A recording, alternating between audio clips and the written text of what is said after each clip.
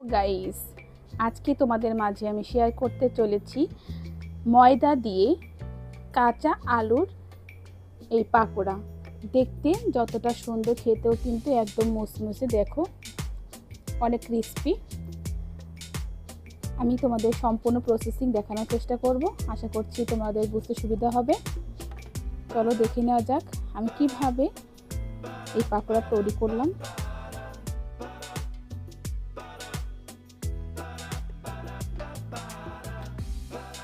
আমি 4টে কাঁচা আলু খোসা ছাড়িয়ে নিয়েছি এবং ধুয়ে নিয়েছি। আর এখানে যে বাড়তি জলটুকু আছে সেটা শুকিয়ে নিতে হবে, যাতে কোনো জল না থাকে।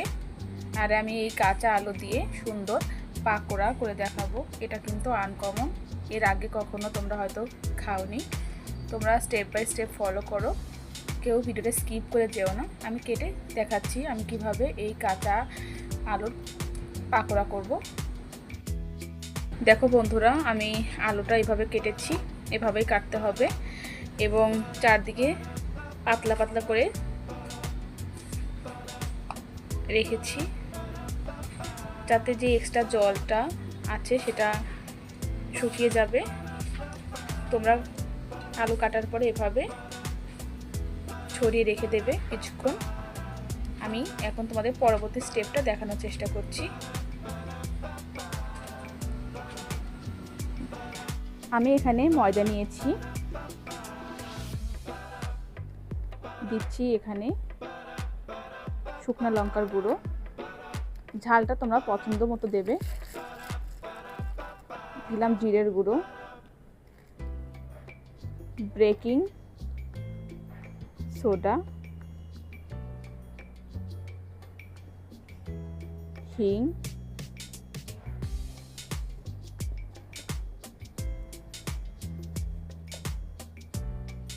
লবণ,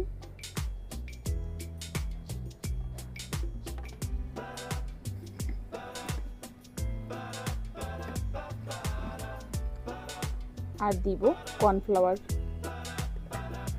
ভালো করে মেখে নিতে হবে সব কয়টা উপকরণ। এই ময়দাটা কিন্তু খুব বেশি পাতলা করা যাবে না, আমি তোমাদের ব্যাটারটা গুলে দেখাচ্ছি কতটা ঘন করে গুলতে হবে।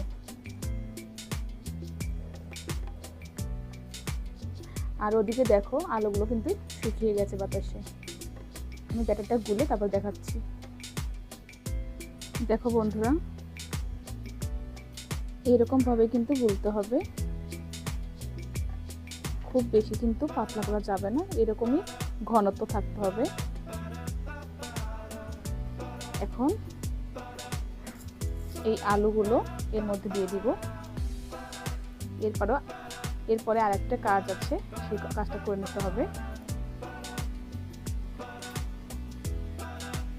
তোমরা যদি এভাবে কাঁচা আলুর পাকোড়া না করে থাকো তাহলে অবশ্যই ট্রাই করবে। এখন ভালো করে মেখে নিতে হবে।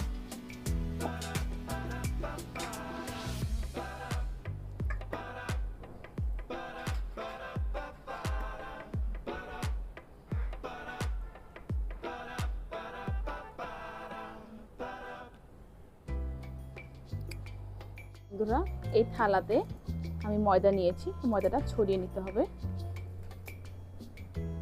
চারদিকে ছড়িয়ে দিতে হবে। দেখো চারদিকে ছড়িয়ে দেওয়া হয়ে গেছে।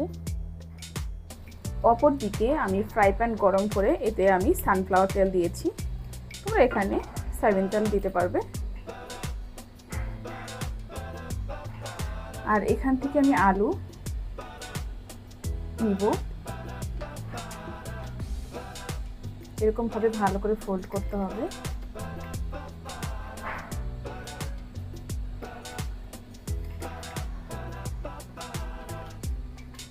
আমি কয়েকটা আলু দিয়ে দেখাচ্ছি।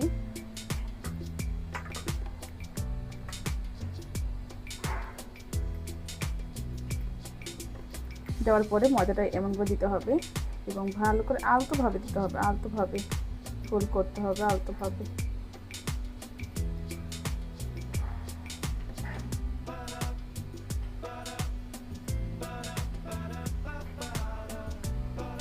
সবগুলো বানিয়ে দেখাচ্ছি। দেখো বন্ধুরা, আমি একে একে দিয়ে দিব।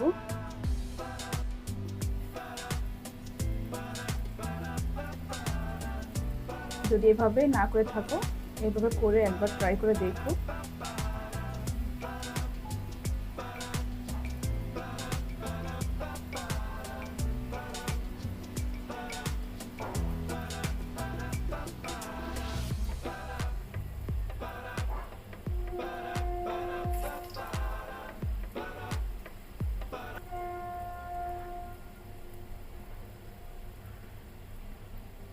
খুব বেশি দেওয়া যাবে না, এক সাইড হওয়ার পর দেখাচ্ছি। দেখো বন্ধুরা, আমি এখন একটা সাইড উল্টে দিচ্ছি। দেখো দেখতে কেমন হয়েছে। খুব বেশি দেওয়া যাবে না, এটা অল্প অল্প করে দিয়ে ভাজতে হবে। আর এটা কিন্তু খুব খুব সুস্বাদু, দেখেই বুঝতে পারছো কতটা সুস্বাদু। খেতেও কিন্তু অনেক মজা।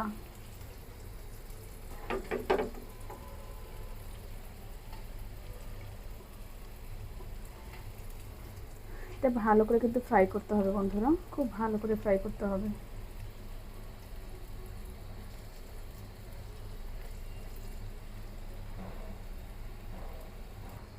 দেখো বন্ধুরা, আমার ফ্রাই করা হয়ে গেছে। দেখো এবার আমি উঠিয়ে নিব।